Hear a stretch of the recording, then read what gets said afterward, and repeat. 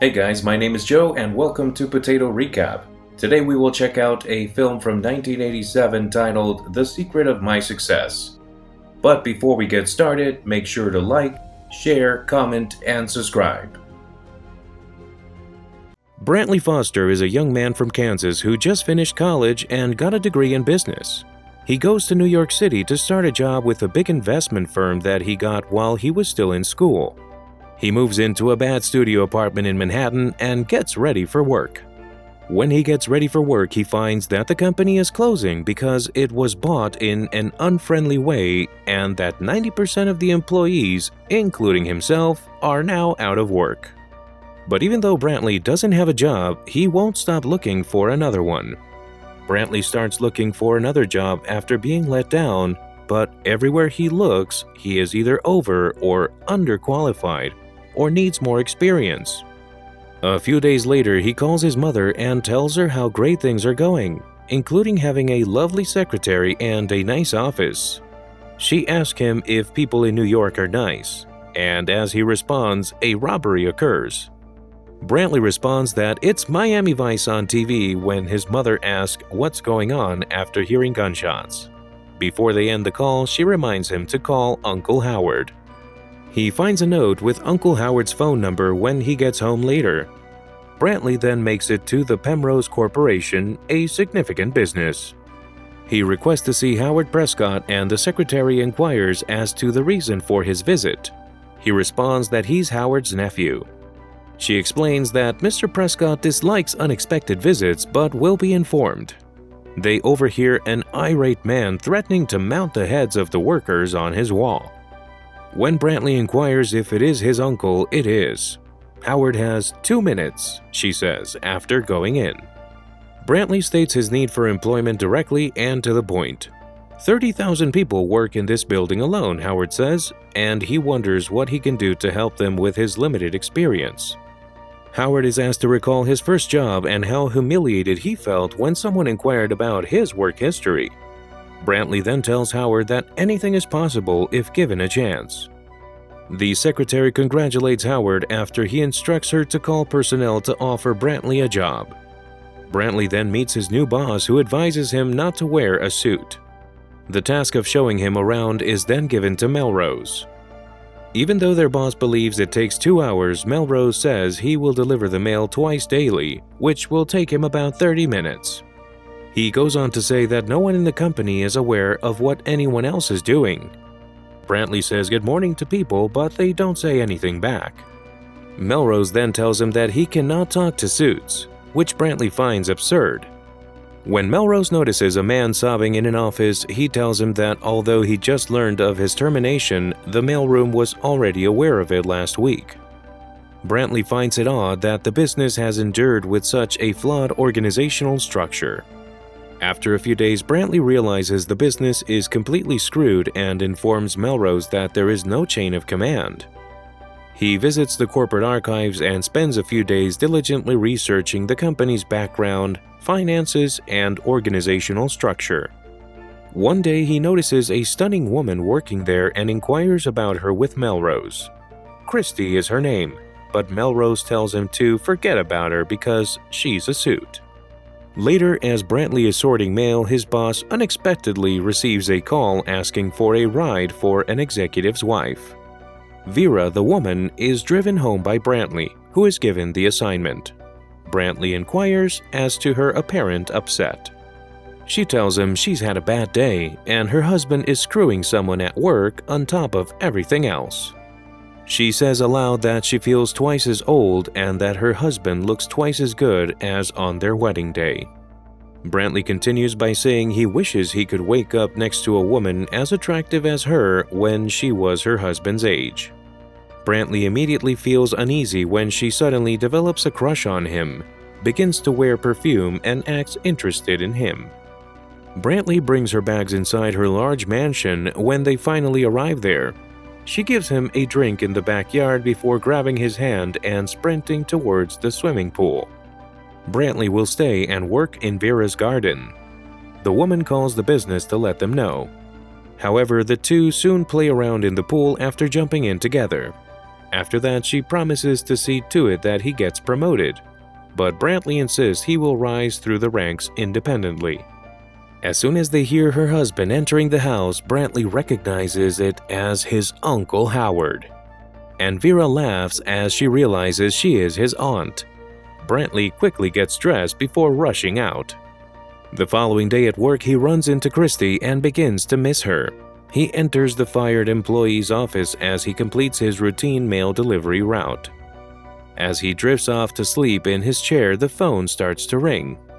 Brantley pauses before responding. The caller, who believes he is speaking to the employee who was fired, says there is a problem with distribution because a trucking company won't provide trucks. The man likes Brantley's audacious suggestion to tell the trucking company they will find another supplier if they won't.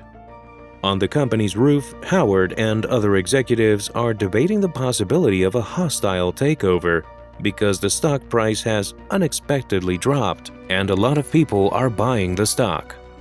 Howard advises everyone to make cost reductions in their departments to raise money to increase stock support. The following day, Brantley gets dressed in his suit, heads to the vacant office, dodges Uncle Howard in the hallway, and hides in what appears to be Christie's office. He makes odd remarks about how nice her office looks while under stress. She wishes him a good morning and good luck and informs him that she has a lot of work to do. He leaves her office slowly, feeling ashamed of how poorly he handled the conversation. As soon as Brantley enters the office, he calls the company, introducing himself as Carlton Whitfield, a new employee, and asking for a secretary. He changes into his delivery uniform and starts his route. Due to the fact that he didn't punch in, his boss believes he's up to something. Later, when he had changed back into his suit, his new secretary came into his office and was startled to see him unclothed. Brantley attempts to justify his lack of clothing by introducing himself as Gene and saying he felt warm. Brantley then gets dressed, asks his secretary to get him the necessary materials, and gets his name on a sign.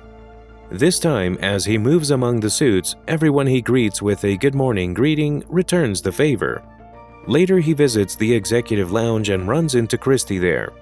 He approaches her, but she's too busy to talk to him. He says he's just trying to be friendly as he follows her and picks up a pen she drops. She apologizes before introducing herself.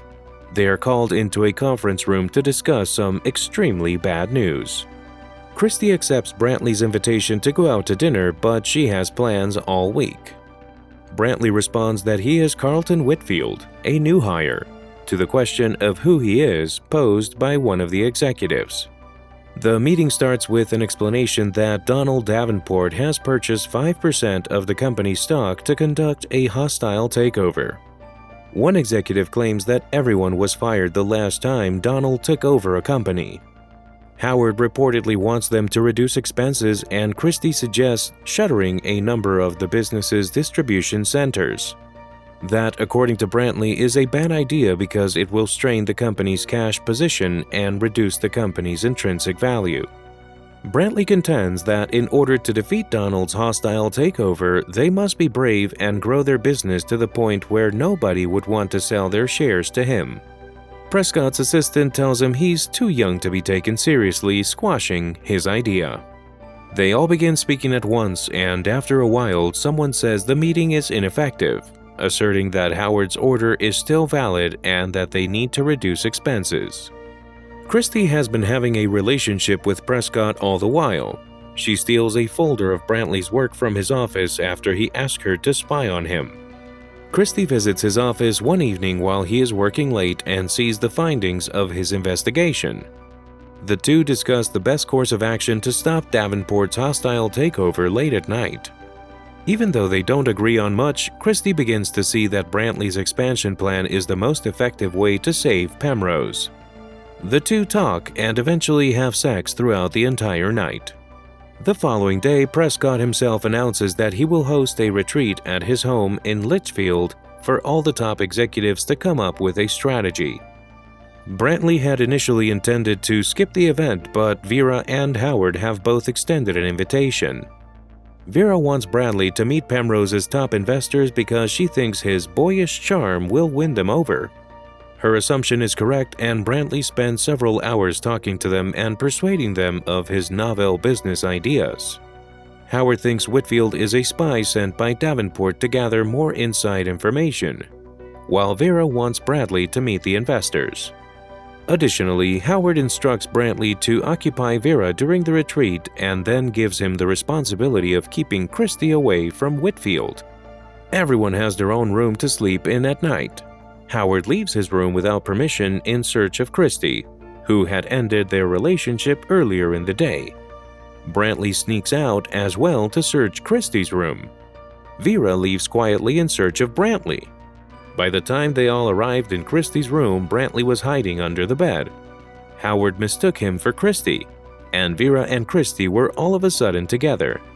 In Christie's room, Brantley had also discovered his stolen documents. Whitfield's true identity as Brantley has finally been revealed to Howard and Christie. Vera decides to divorce Howard after learning about his relationship with Christie. Christie is left alone and dejected after Brantley confronts her about stealing his files and storms out.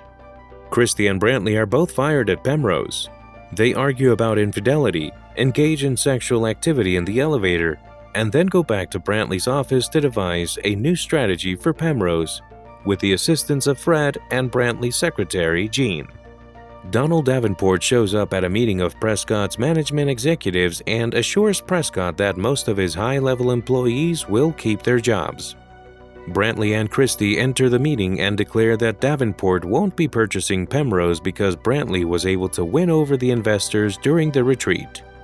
As an alternative, Penrose and Davenport's company will merge. Additionally, he declares that the merger was only possible with the backing of Vera, who had amassed more than half of Penrose stock and was the company's largest shareholder. Vera confronts her husband as the new owner in person, informs him that he has been fired, and orders security to eject him and his assistant from the building. The new owners of Penrose attend the Metropolitan Opera that evening to celebrate. Their chauffeur is Brantley's boss in the mailroom. Fred is Vera's date, and Christie and Brantley start dating again. That's it for today. If you enjoyed the video, please like, share, and subscribe. We appreciate your support.